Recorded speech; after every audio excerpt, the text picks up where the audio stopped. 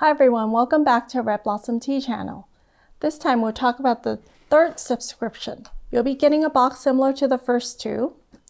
Inside there are 3 teas: Xuan Winter Sprout, Golden Monkey First Pick, and Honey Orchid Xiang from Phoenix Mountain Range. So these are my 3 favorites to go to. I can make it quickly in a competition set that you'll be using, or you can put any of these into a thermos cup, make it cold or hot. For the Xuan Winter Sprout, it's nice and buttery.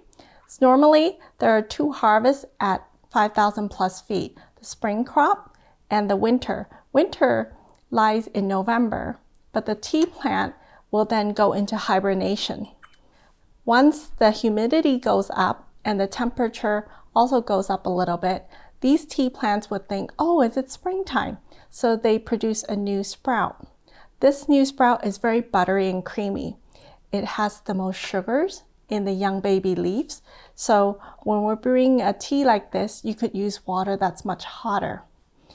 What I get from this tea is that nice sugar cane and milky creamy finish. Oftentimes this is referred to as a milk oolong, but this particular one is natural. So when we're brewing, we could use fairly hot water to draw out the buttery creaminess.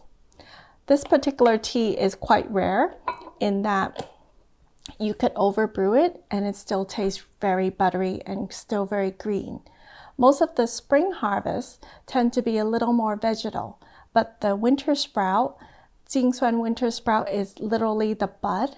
So they're slightly smaller in size, but it has that toasted nuttiness from the light oxidation from the roast, and it has that nice sugarcane finish. So when we're brewing a tea like this, you can see the lightly oxidized greenish color.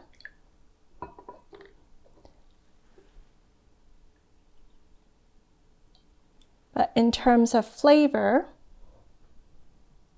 it's not vegetal at all.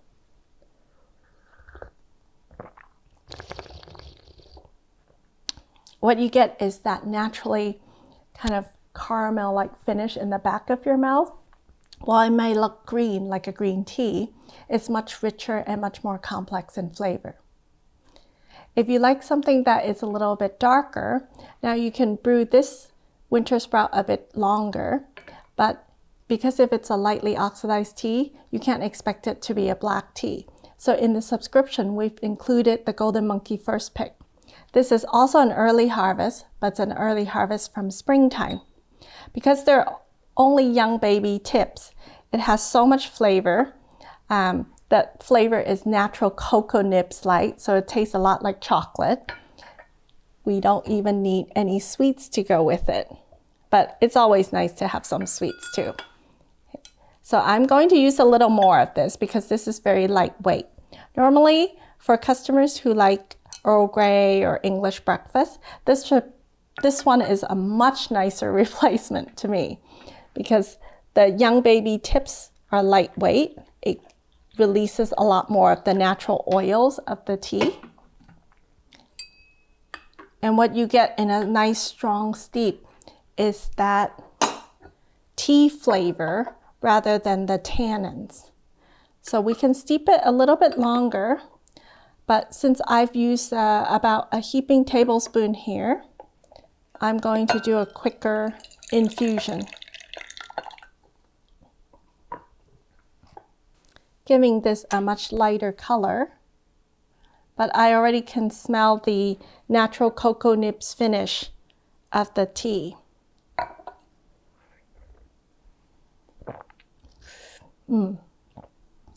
To me, it's like having a hot chocolate that's not sweet, but is as thick, as rich as that. This is very much like a grown-up hot chocolate. And then for the next tea, we have Honey Orchid or Xiang. Xiang comes from Phoenix Mountain Range, so it's an older grove. And this particular grove has flavors that are lychee-like. When the tea leaves are harvested, they're harvested from a much taller tree. So these leaf size are a little bit bigger. Phoenix Mountain Range produces teas that are a lot more fruity. This honey orchid tastes a little bit like we've got honey in it, but I think the key, very familiar flavor we get from this is that lychee note, the lychee finish. But we also have a lot of people who think that this is like a jasmine as well. Though it's not as cloying as a jasmine tea, or it's not as intense in the floral finish. It's a nice balance. So I'm using a thicker pot. So this is a Celadon. And normally when I drink this tea, I would decant into my bigger cup, because you could top this up with water 4 or 5 times. Each brew gets so much richer anyway. The first steep, I usually taste a little more of the lychee fruit notes.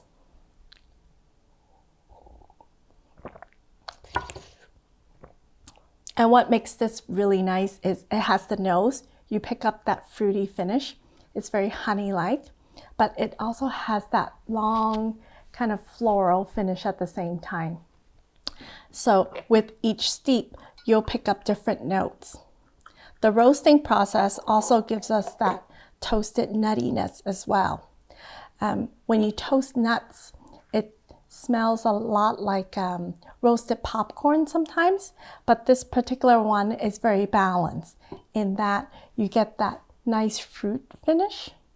You have the toasted nuttiness, so it's very thick and rich, but at the same time, we have the floral fragrance of the tea.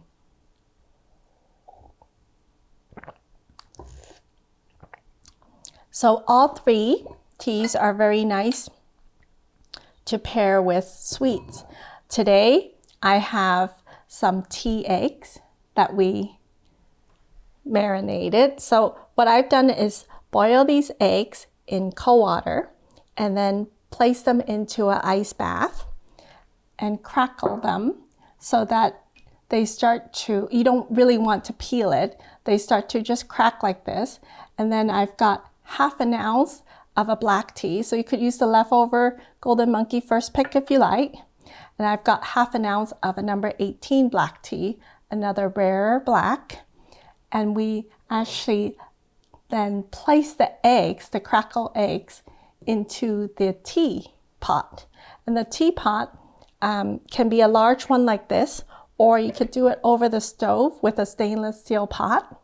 I've added some salt in and left it overnight. So when you peel the shells off like this, then you get this nice web of the hard-boiled egg. And it's slightly salted. Now normally this is served with a lot of liang ban, or side dishes. So the side dish I have here is chrysanthemum leaves that I've got from the farmer's market. I've lightly blanched them and toss it with a little sesame oil and some vinegar and a little salt and soy sauce as well. So we've also added a little bit of chili oil. So these are called liang ban, or cold dishes for the side. And then of course for afternoon tea, it's always nice to have a little bit of sweets. So here I have my cousin's wife baked some Madeleine for me. This is Meyer lemon from our homegrown lemons, and this has honey and lemon in it. So for these Madeleines, they're sweet enough but light enough to pair with all of these oolongs. So it's something that you want to create as well for all your afternoon tea, little delicious bites to pair with your teas. If you want to learn a little more about the different teas that we have in the subscription, feel free to visit our website, redblossomtea.com. Of course, you could also subscribe to our YouTube channel. We'll see you next time.